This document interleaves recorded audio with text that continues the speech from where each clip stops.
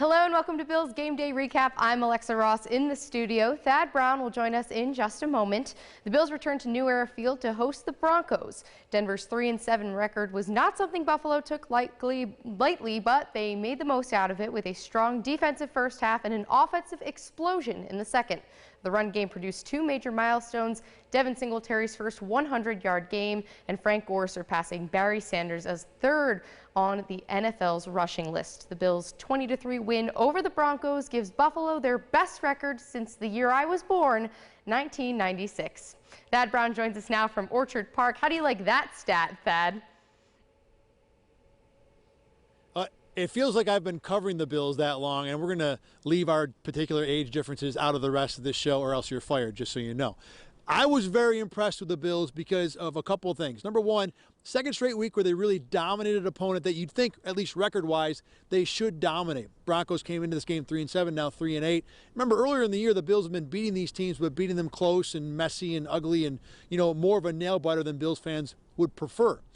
The other thing is the Bills are different, too, both sides of the ball. Defensively, they're playing more downhill, more aggressive, and they've got 11 sacks in the last two games. They had 22 in the previous 9.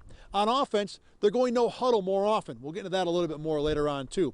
But, of course, you talked about it, Alexa. The big stories today are the two milestones, really one milestone and one, the first of many, we hope, when it comes to the Bills running backs. And before the game, Devin Singletary said to Frank Gore, you know what? We're going to make sure we get you the yards you need to go past Barry Sanders for third all time. Gore turned around and said, you know what? We're going to get you your first ever 100-yard game. The Bills ended up making both of them profits with a dominating 20-3 win today.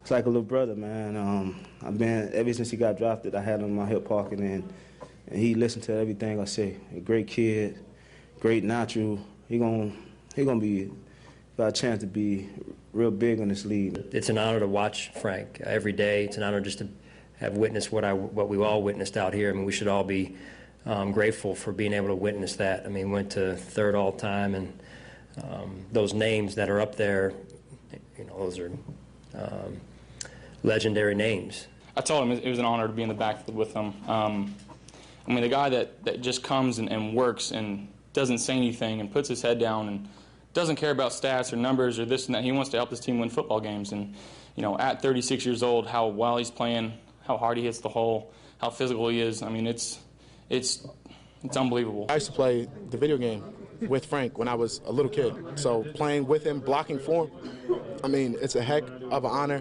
and I'm just truly blessed to be in a position that I am. Frank is one of those guys that made me want to go to University of Miami. And it's truly an honor to call him my teammate. Going in, we knew that it most likely would be today that he broke the record. And I just told the guys that, for the rest of history, when they show Frank going past Barry, we'll be there. One easy road to get to the NFL, and I've been doubted my whole career, not just in the NFL, college. When I tore my 2 ACLs, a lot of people say, I won't even be here 2 or 3 years, and now, my year 15, still having fun, still making plays, still helping, a team win games, and, I'm blessed. After the game, Gore and Singletary, who have lockers next to each other in the Bills locker room, Gore listened to Singletary answer question after question from reporters about Gore achieving his milestone today. Gore had to stand up and say, hey, ask this young man about his first 100-yard game. That's a heck of an accomplishment, too. Alexa, this Bills team just has humility falling out of their ears. Fans love it, but I think they love 8-3 just as much. I mean, they should love 8-3. I know this wasn't the result Broncos fan and meteorologist James Gilbert wanted, but it was a must-win. After last week's game against Miami, I really thought the ability to play 4 full quarters of football was there. Clearly, I was wrong. Usually the third quarter is the killer for the Bills, but the Beasley touchdown really revived the team. Maybe a new offensive scheme at the half was one of the things that brought the Bills back, but they need to start scoring early if they want to make the playoffs. No ifs, ands, or buts. That's not going to work this week against Dallas. All of that being said, offense looked really, really good second half. Defense, strong. We just need to put them together and play 4 full quarters of football. Yeah. Yeah, Alexa, you're right. You know, that touchdown early in the third quarter, the first possession of the third quarter to Cole Beasley, I think really changed this game. The Bills get 3 or even 0 points there. You leave Denver hanging around, and then we're playing the same game we've seen all year long. Offensively, look, they went no huddle early, and I think, again, that's been a change that started last week in Miami. It was something they did more this week. And look, 2 weeks in a row, going no huddle a lot. Today it was more so than last week. Both weeks the Bills have totaled exactly 424 yards of offense, and that's the biggest number they've had all year. A lot of different reasons why this offense is working out so well this far. We go fast, but there's times where we're given the illusion that we're going fast, and we're kind of letting Josh and Dabes read the defense. So it's something like wear the defense down a little bit, and then, you know, like they have to play our game instead of us playing their game. It keeps them basic.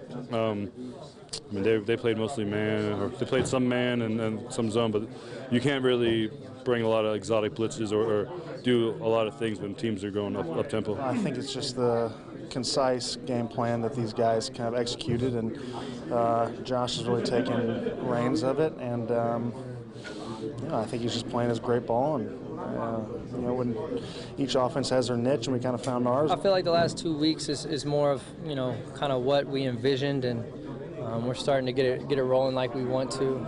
There's still some miscues, still some stuff we got to clean up, but it's definitely headed in the right direction. Beasley called the move to a more no-huddle offense a good change-up, and then whether or not the Bills will make this a permanent change, Beasley said, hey, quote, you know, we've been good with it the last 2 weeks. I would expect us to continue to do it. So I think this is something we're going to see more of. Alexa, let's talk about the numbers from today's game. Josh Allen had another solid day. The interception he threw early on was overshadowed by a deep ball to John Brown in the end zone. We've been waiting for it all season. We got it, 34-yard touchdown pass, boom. Devin Singletary recorded his first 100-yard game, a huge milestone in the rookie running back's career. I'm sure there were plenty to come, just like Thad said. As for the vet, Frank Gore, he surpassed the yardage he needed to become the third leading rusher in the NFL, ahead of Barry Sanders. The other Allen did not have as good of a day. He threw a pick, no touchdowns. The only thing the Broncos had going for them on offense was Phillip Lindsay, but the Bills' rush defense was able to hold him scoreless.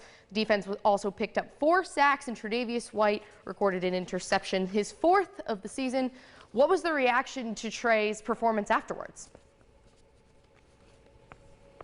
Oh, Alexa, there was not enough positive things for Bills players to say about Trey White, who's really raised his game to another level. Another thing about that interception, this is the second time this year, second time in the last 4 or 5 games or so, that Trey White has come up with a big red zone interception. Again, a spot in the game where maybe this one could have swung the other way. Josh Allen had his 5-game interception-less streak ended with a terrible throw in the second quarter. It's a 6-0 game. Broncos are going inside the Bills' 30-yard line. If they score a touchdown, now you're in a situation where the Bills dominate the first half but could go to the half trailing. Instead, Trey White comes up with the interception, and the Bills talked about how much Trey White should be getting respected by this league for what he's done this season.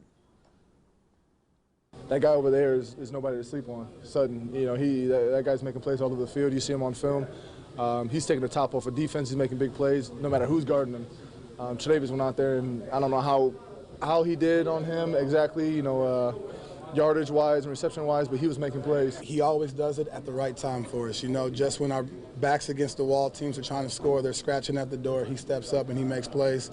I'm just ready for him to score a touchdown. If Tre'Davious White is not all-pro this year, first team, I don't know who else deserves it. You know, he's literally doing everything he needs to do to be considered one of the best corners in the league. To answer Micah Hyde's question, Courtland Sutton caught a 27-yard catch on the first possession of the game, first Denver possession of the game, and then didn't have a catch the rest of the game. 1 catch, 27 yards. Sutton, like Hyde said, is a very good receiver. Defensively for the Bills, it wasn't just Trey White's day. Shaq Lawson had 2 sacks, part of a 4-sack performance, and really, overall, the defense was nuts. 46 net yards allowed, lowest for a Buffalo team since 2005. They held the Broncos to 2.9 yards per play, one of the 4 lowest games in the NFL all teams this year. With Lawson, his game was a little more emotional, and he was on the field yelling at one of the Denver offensive linemen, Connor McGovern, after the game. According to Lawson, McGovern said early in the game he never heard of Shaq Lawson, wanted to know where he came from. Well, Shaq followed with 2 sacks, and post-game wanted to make sure McGovern understood that he knows his name now. Just so you know, this interchange has been cleaned up for all the kiddies at home. You remember my name. I got 2 sacks on your I got 2 sacks on your You remember me now. You remember me now. That's all I wanted to say to him. No cap. I just had to let him know because he said, man, I haven't heard of you since I got drafted. And I told him today, you heard of me today. You know what I'm saying? Because I had 2 against y'all. So if that's the case, I mean, I don't even know where he from. I guess he must have been an ACC guy or something, but that's what he told me. And I had to go up there and let him know and remind him, hey, I'm here. I'm still here. Ain't nothing going on, man. Did he say that pregame thing? He said that during the game. Yeah, he said that during the game. And he got 2 sacks after that? Yes, sir, right after. And every time I came back on the field, I was letting them have it, him and 72. Like Coach said, you got to have them dogs on your team. And I'm one of them dogs. And that's something you can't coach and none of that. It's a teach. You just got to be born with it. And I feel like I got that dog to say what's on my mind when I'm out there on that field. No doubt Shaq Lawson is one of the Bills' dogs, and that defense is full of them. Our final item on this game is about the Bills finally breaking through and completing a deep ball. First time this year a pass over 30 yards in the air was caught. John Brown, the touchdown to finally put this game away. Brown was going against Chris Harris, one of the top corners in the league for the Broncos all game long, and explained how the Bills were able to finally make that play, outthinking Harris with a suggestion that Brown gave to the coaches. He's a great DB. He read concepts, and every time we came to the flat, he was jumping inside, preparing for the slant or the curl route. And I went to the coaches and I told them, double move, and it was a great call at the right time. And a great call by John Brown, too, contributing. This has been a total team effort for the Bills so far. Look, my final thoughts on this game. This is a game that I think on paper people are going to look at and say, the Bills beat another bad team. Denver's 3-8, same as the Jets and Washington and Miami and all those other patsies that Buffalo has rolled over. I will tell you this game is different, though. I think the Broncos are a lot better than their 3-8 record. I may be wrong. Brandon Allen was utterly terrible today. But other than that, I think Denver's got a pretty solid roster. But again, the Bills are playing this different. Up-tempo on offense, attacking more on defense. The question now is, they're not going to be facing Brandon Allen the next 2-3 weeks. They're going to be facing Lamar Jackson in a week, and they're going to see Dak Prescott in 5 days on Thursday. This is a whole different level of competition. The Bills have done their job, put themselves in a good position at 8-3. Now the real football begins, and we see if the real football goes beyond just the regular season. Alexa, I'm all set here at New Era Field. I will be answering the questions of those of you at home on Facebook Live in just a few minutes at 8 o'clock on the News 8 Facebook page.